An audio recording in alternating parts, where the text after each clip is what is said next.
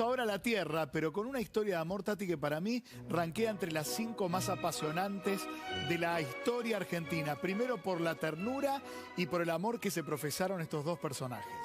Y para contarla, ¿quién mejor que nuestro compañero Diego Sigiotto? ¿Cómo va? ¿Cómo Buenas anda? tardes. Bien, ¿ustedes? Muy bien. A la carta, porque la pidió Luis la semana pasada. Sí, Así sí. que vamos a hablar de la historia de amor de Digamos Marcelo. que Luis está volviendo tu consentido también, ¿no?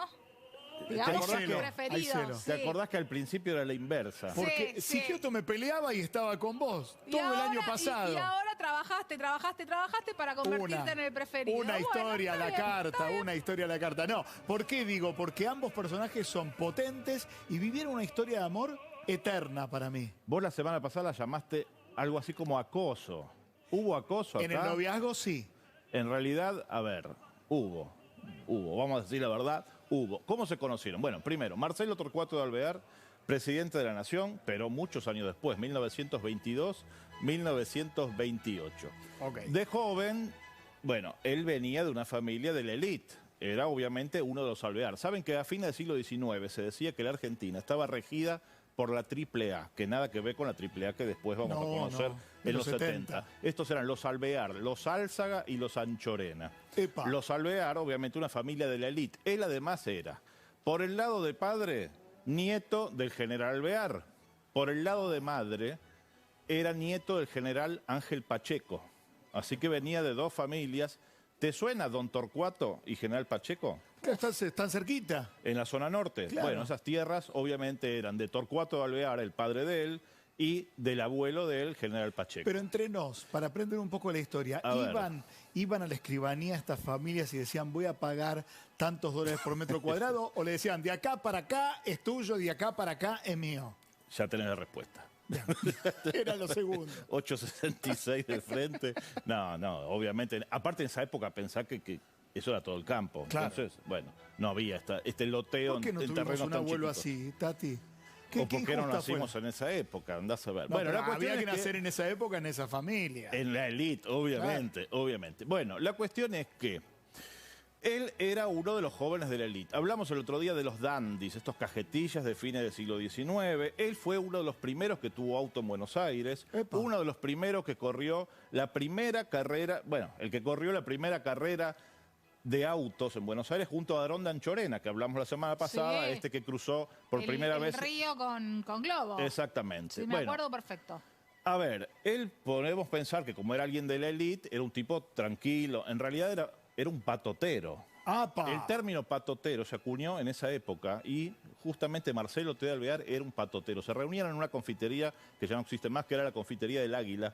Estaba en la calle Florida y Cangallo, junto con otro grupo de No le jóvenes digas de la élite. Cangallo a Perón y no le digas Perón a... ¿Cómo se llama ahora? Perón. Presidente Perón, sigue siendo presidente Sí, Perón. es bueno, verdad. Cangallo en ese momento era Cangallo, pero Claro. no había nacido todavía. Es verdad.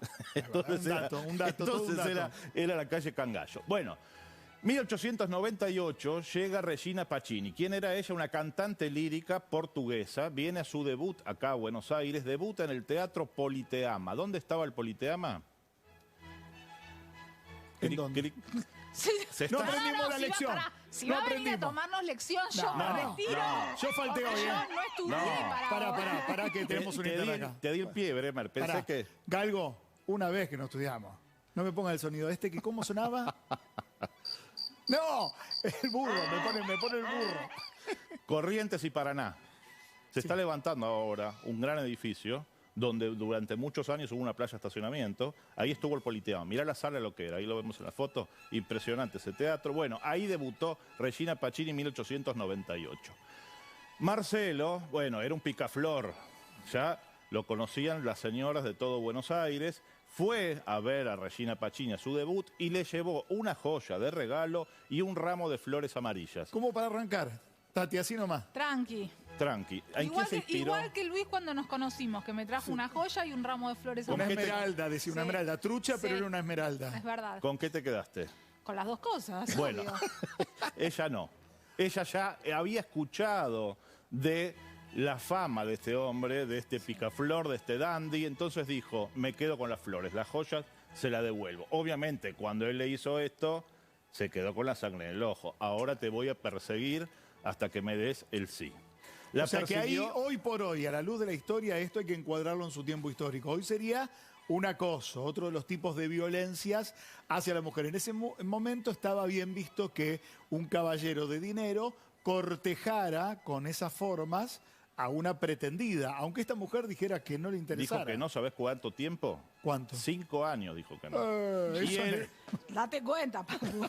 Ya estaríamos. Es un poco mucho. y él la sí. siguió por toda Europa encima. Claro, bueno, a ver, él podía darse esos lujos, se iba por toda Europa, teatro donde ella cantaba, teatro que él iba con las flores amarillas y ella le aceptaba las flores. Inmenso. Finalmente, sí, logró el sí. Pero claro, la familia Alvear, que era una familia de la élite de acá de Buenos Aires, no aceptaba a esta mujer. No, ni siquiera la conocían porque ella, bueno, obviamente estaba en Europa, él estaba acá, él iba a verla, pero la familia acá no la veía y la rechazaban. ¿Pero por qué la rechazaba? Solamente por el hecho de ser artista. Y estamos hablando de que ella era cantante lírica, no era bailarina de tango, que en ese momento era una danza prostibularia, como se le decía en Buenos Aires. Ella era una cantante lírica, una de las mejores sopranos europeas. Bueno, finalmente en 1903, después de 5 años de acoso, entre comillas, ella dio el sí. Pero le dijo, mira, tengo una agenda en teatros europeos por 3 años que no la puedo cancelar. Así que casémonos en 1906. Y de paso le digo a mi vieja.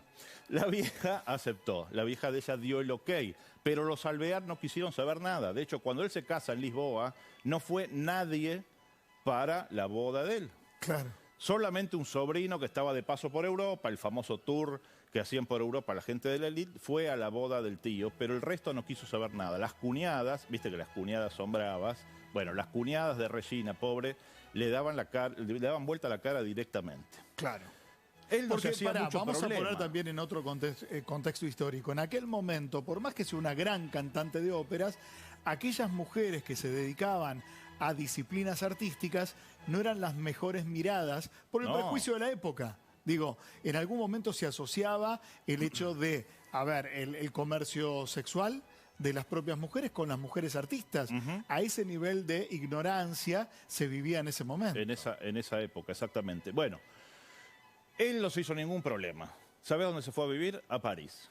Los dos se casaron en Lisboa, se fueron a vivir a París. Él le regaló una casita, Cœur Volant, se llamó Corazón Volador. Mirá Era el vos. nombre. Romántico. Mirá qué linda, tranca qué la linda casita. Ah, una choza. Pará, es re grande para limpiar eso, complicado. Bueno, yo Y me no, y hay imagino que que- pasarle barniz a la madera porque eso Me se te imagino seca que con el Regina tiempo. no barría, no limpiaba, no, pero bueno, quizás sí. ¿Dónde quizás quedaba sí. esta casita, En esta las choza? afueras, en las afueras de París. Ahí vivieron varios años. Él ya se había dedicado a la política, él tenía mucho dinero, pero bueno, decidió venir a la Argentina. Cuando él viene a la Argentina, obviamente viene con Regina, su familia. ¿Ella deja el arte cuando se casa? Lamentablemente ella deja su sí. carrera. Deja su carrera por culpa de él, porque él la obligó a que deje de cantar. Y la verdad que ella, una santa, no se lo reprochó nunca. Ella era muy buena cantante y era una de las más reputadas sopranos de Europa en ese momento. Viene acá a la Argentina, despreciada por mucha gente, no solo por los Alvear, sino por la gente de la élite. De hecho, cuando se cruzaban, por ejemplo, en algún estreno de un teatro, las mujeres cuchicheaban para demostrarle a Regina que ya habían conocido. Como diciendo, claro, como que eran cuñadas de sábanas con Regina, como que habían estado con este hombre. Ahora, vos date cuenta la dimensión, Tati, de que él era casi un ropero y ella era flaquita, chiquita, y sin embargo, siendo tan distintos, luego empataron en una pareja que funcionó muy bien. Ay, ay.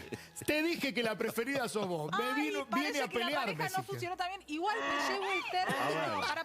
No, digo, yo me llevo el término cuñadas de sábanas. Sí, Claro. nunca lo había Hoy escuchado. Luis Nunca lo había Bremer, escuchado. que me pareció maravilloso. Lo que está mal de esas otras mujeres es que vayan a un evento mirándola porque ella es la que ahora comparte con él diciendo, No, pero el cuñado yo de hablara, sábanas claro. para decir Si que se yo acostó hablara- con tu actual me pareció maravilloso. Ahora, ¿no fueron tan felices juntos? A ver, para el afuera obviamente eran felices. Bueno, lo fueron un tiempo, él fue presidente de la Nación, ella fue primera dama, como había sido artista se ocupó justamente de los artistas, ella fue la encargada de fundar la Casa del Teatro, La Casa del Teatro, que está en la avenida Santa Fe, se la debemos justamente a Regina Pacini. Ahí tenemos imágenes. Ahí tenemos imágenes y un dato. Este era un solar que tenía la familia Alvear y cuando Regina quiere hacer esta Casa del Teatro, el señor Alvear le dice, bueno, te doy, creo que eran 20 hectáreas en la localidad de Martín Coronado para armar una residencia cómoda, con parques, con jardines. Y ella es la que advierte, no, vamos a usar este solar porque los actores mayores, cuando se jubilan, tienen que estar cerca de los teatros para seguir viendo teatro. Mirá qué lúcida que era Regina, ¿no? Por eso el teatro de ahí se llama Teatro Regina, justamente. En homenaje a ella también se bautizó una ciudad de la provincia de Río Negro, Villa Regina. Es en homenaje a cuando ella era primera dama de la Argentina. Bueno, a ver, él muere en 1942. Y ella, bueno, hereda... Vos decís la fortuna de Marcelo Torcuato Alvear. En realidad no tuvieron hijos, se habían casado grandes, se casaron a los 39 años, no tuvieron hijos. En aquel momento era como casarse hoy a los 70. Era grande para esa época. Y bueno, ya no quedaba nada de la fortuna. Alvear lo había invertido en la política y ya no quedaba casi nada. Las tierras de don Torcuato ya había quedado casi nada, así que ella decide hacer unas casitas y vivió los últimos días de rentas. Ella va a morir en la década de 1960 y vivió sus últimos días en un palacio muy imponente que hay en el barrio de Retiro, el Palacio Strugamú, que está en Juncal y Esmeralda. Ahí tenemos imágenes también. Ay, sí, un edificio enorme, imponente. Ahora, ¿este palacio era el palacio donde vivía solamente ella o rentaba las unidades? Ella tenía un departamento ahí, no es que era... totalmente de ella. A mí me dio mucha ternura que los últimos años, ¿es verdad esto o no? Que ella iba a hablarle a su marido con una sillita plegable en la bóveda. ¿Lo leíste en el libro Un tal Sigiato? Exacto. Léalos, Los secretos del cementerio de Recoleta. Marcelo Torcuato Alvear fue velado en la Casa de Gobierno. Y los partidarios, los correligionarios radicales llevaron a pulso hasta la Recoleta el féretro desde Casa Rosada hasta el cementerio de la Recoleta. Y con un hombre grande, de altura y de peso. Digo, hay que tener pasión partidaria. Lo mismo había pasado con Irigoyen en el 33, cuando murió Irigoyen. Bueno, gran cantidad de gente. ¿Dónde descansa Marcelo Torcuato Alvear? En esa bóveda que vemos, que está justito a la entrada del cementerio. Cuando vos entrás a la izquierda te recibe ese gran mausoleo. ¿Y Regina está ahí también? Regina está ahí también. Es cierto lo que vos decís. Ella murió varios años después, casi 20 años después que él, a los 95 años.